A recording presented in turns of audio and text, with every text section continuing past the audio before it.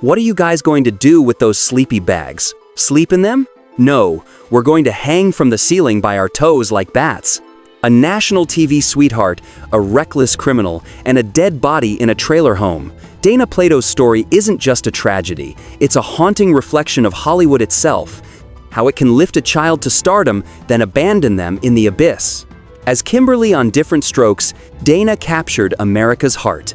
But behind the fame came years of addiction, adult films, and a shocking armed robbery. Her sudden death in 1999, just hours after a humiliating radio appearance, was merely the final chapter in a long spiral of collapse. But what truly happened on that fateful night? Stay until the end to uncover the chilling, untold truths behind the tragedy of Dana Plato. Dana Michelle Strain was born in 1,964 inches, Maywood, California. She knew almost nothing about her beginnings, only that when she was just 7 months old, her biological mother, a teenage girl who had barely begun to understand adulthood, handed her baby away for adoption. From that moment, Dana's life took a completely different turn. Her adoptive parents, Dean and Florine Plato, brought her to their small home in the San Fernando Valley. To Florine, Dana wasn't just a daughter. She was a project, a chance to fulfill the dream her mother never could. Florine wanted her little girl to shine, no matter the cost. When the marriage fell apart, Dana became the sole focus of her single mother's life. But this time, the attention was overwhelming. Florine was determined to push her daughter into show business, taking her to countless auditions, photo sessions, and every tiny opportunity that might open a door into the glittering world of Hollywood. Before she even reached her teenage years, Dana had already appeared in over 100 television commercials. But for her ambitious mother, that still wasn't enough. Florine wanted her daughter to be seen on the big screen. At just 13, Dana landed 2 roles in The Exorcist II, The Heretic and Return to Boggy Creek, both horror sequels that were harshly criticized by reviewers. Still, her talent and bright presence didn't go unnoticed. A year later, she appeared in California Suite, a well-received film that opened a new path for her. But just when it seemed like everything was beginning, fate gave Dana an unexpected twist. During a talent audition for The Gong Show, she caught the attention of a television producer who invited her to try out for a new sitcom called Diff'rent Strokes. It was the kind of opportunity hundreds of girls dreamed of, but Dana hesitated. At the same time, she was training to join the U.S. Olympic figure skating team. At 13, she stood at a crossroads. One path led to her passion, the other to fame. Dana chose acting, and years later, she would call it the biggest mistake of my life. The TV show Diff'rent Strokes premiered and quickly became a nationwide phenomenon. Dana brought to life Kimberly Drummond, the kind-hearted daughter of a wealthy man who adopts 2 orphan black boys. Alongside Todd Bridges and Gary Coleman, the trio became cultural icons of late 1970s American television. But behind the laughter and innocent dialogue lay a harsh reality.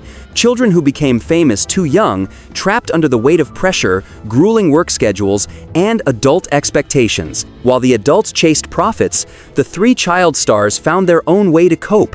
Dana, Todd, and Gary began drinking and using drugs. For Dana, the addiction soon consumed everything. Some mornings, it took her hours just to be sober enough to make it to the set.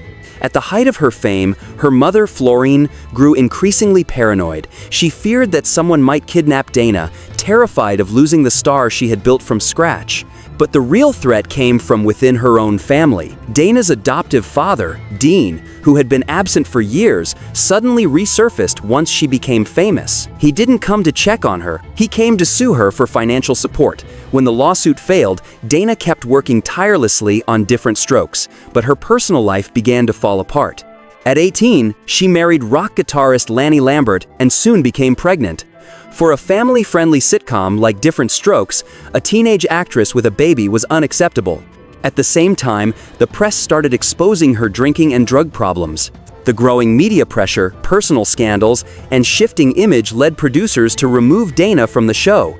Everything collapsed in an instant. In 1988, Dana Plato's life was hit by a devastating double blow. Within a single week, she lost the 2 people she loved most. Her mother died from a rare skin disease, and her marriage fell apart. She no longer had a mother to lean on, a husband to share her burdens with, or a place in the entertainment industry that had already turned its back on former child stars. Financial pressure soon began to crush her. Exhausted and overwhelmed, Dana handed full control of her finances to her accountant, a man she trusted completely. But that trust would destroy her all over again. Not long after, the man disappeared, taking nearly all of her money with him. Dana was left with only $200,000, a pitiful fraction of what she had earned during her Diff'rent Strokes glory days. Later, it was revealed that he had defrauded not just Dana, but several others, stealing nearly $12 million in total. When her divorce was finalized, the court granted custody of her son to her ex-husband.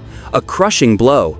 The woman once adored by all of America was now utterly alone. No husband, no mother, no child, and no career. Yet, even in despair, Dana tried to reclaim her lost fame. She decided to shed the image of sweet Kimberly Drummond and made a shocking move that stunned Hollywood. She posed nude for Playboy. She hoped it would mark a new beginning, a rebirth. But instead of opening a new door, it pushed her further into darkness. Her later film roles from Prime Suspect 1989 to Bikini Beach Race only turned her into a punchline. In one infamous scene, she appeared in lingerie while driving a bed car, and the tabloids mocked her relentlessly. Her once bright career was now reduced to a handful of racy photos and a string of embarrassing B-movies. Drained both emotionally and financially, Dana spiraled into panic and despair. In 1991, in a moment of desperation, she burst into a video rental store, pointed an air gun at the cashier, and shouted, "Give me all the money." The girl who once symbolized America's innocence had become a robber. After grabbing $164, Dana fled. But minutes later, she returned. Some said it was out of guilt.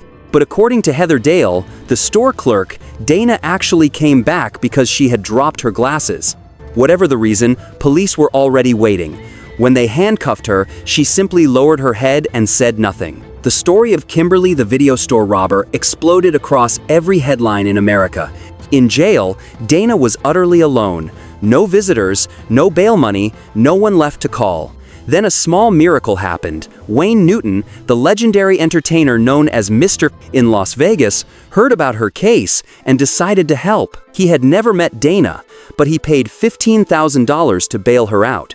The judge showed mercy, recognizing that she had used an air gun and acted out of desperation. The court sentenced her to 5 years of probation instead of prison time. Still, the incident shocked the nation. Newspapers everywhere asked the same question: why do child stars always end in tragedy? At that very moment, Dana's former Diff'rent Strokes co-stars Gary Coleman and Todd Bridges were also mired in scandal. One bankrupt, the other facing criminal charges. A year later, Dana made a surprising return, this time in a field no one expected: video games.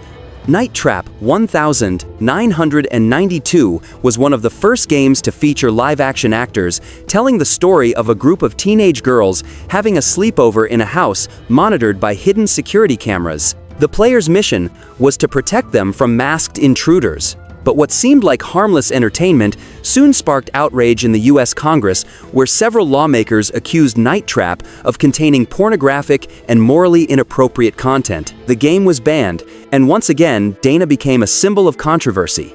That same year, she turned herself into police for forging a prescription to obtain the sedative diazepam. This time, the court showed no mercy. Dana was sentenced to 30 days in jail for violating her probation. After serving her sentence, she entered a mandatory drug rehabilitation program. But the world outside remained as cold as ever. No work, no money, no friends. Throughout the 1,990 seconds, Dana drifted from one odd job to another just to survive. Some people recalled taking their laundry to a small dry cleaner in Los Angeles and realizing that the woman who handed them their clothes was the once famous TV star. Dana always smiled, bowed politely, and said, "Thank you," never showing shame. She would simply whisper, "Life has to go on." But behind that quiet smile was a deep and endless despair. With every door in the entertainment industry shut, Dana had lost not only her fame, but her faith in herself. In 1997, a producer offered her a role in an adult film titled Diff'rent Strokes, the story of Jack and Jill. And Jill, a cruel parody of the very show that had once made her a star. Dana knew it was a desperate gamble, but she needed the money, and perhaps she needed to be seen again, even if just once. While the public mocked and condemned her, Dana still tried to hold on to a shred of dignity. By her side was her manager and fiancé, Robert Manaka, the only person who still believed she could rebuild her life. They lived together in an old Winnebago, traveling across Florida. Life was poor and uncertain, but for a brief moment, Dana felt something she hadn't felt in years. She felt loved. A year later, Dana appeared in Desperation Boulevard, a film about a washed-up former child star trying to rebuild her career. The role felt as if it had been written for her. Many believed it marked the beginning of a comeback, but fate was quietly preparing her final fall. An old roommate suddenly accused Dana of still being addicted to drugs. Furious, she decided to go on the Howard Stern show, hosted by the shock jock, famous for his provocative style to prove she was clean. On live radio, Dana spoke candidly about her life and her pain, insisting she had been sober for 10 years. But the audience wasn't looking for redemption. They wanted blood. They wanted drama. The calls poured in. Insults, mockery, cruelty. Dana sat there, forcing a smile as her heart broke inside. To prove her honesty, she agreed to let Stern cut a lock of her hair for a drug test. But moments after the show ended, she weakly asked for the hair back and admitted she was still taking painkillers. Just because I had my wisdom teeth removed 4 months ago, the studio fell silent. She knew in that instant that all her efforts to rebuild her image had collapsed. After that day, Dana and her fiancé, Robert Manaka, left the city and drove their old RV to visit his mother in Oklahoma. Along the way, Dana said she felt tired and wanted to rest. That night, she took painkillers along with muscle relaxants just to help her sleep better. When Manaka woke up the next morning, Dana was gone. Her body was cold and still, as if she had finally found the deep sleep she'd been searching for all her life. At first, police believed it was an accident, but the autopsy revealed she had taken a dosage far beyond the therapeutic range, and her death was ruled a suicide. Dana Plato died at the age of 34, her unfinished dreams fading with her. She was cremated and her ashes were scattered over the Pacific Ocean. In her bank account, only $1,000 remained. Her son Tyler was just 14 years old. He once said he wanted to make mom proud, to find fame through music rather than acting. But the shadow of addiction seemed to run in his bloodline. Despite love and support from those around him, Tyler couldn't escape his depression and loneliness. In 2010, just days before Mother's Day, he shot himself, ending a tragedy that had stretched across 2 generations. 20 years later, Todd Bridges, Dana's Diff'rent Strokes co-star, posted a short tribute online. She made millions laugh. "I just wish Hollywood had given her a little love in return." The image of young Dana smiling brightly, eyes full of hope, remains frozen in time, a haunting reminder of what once was. To some, she is the cautionary tale of a fallen child star. But perhaps more truthfully, Dana was just a fragile girl swallowed whole by Hollywood before she ever had the chance to grow up.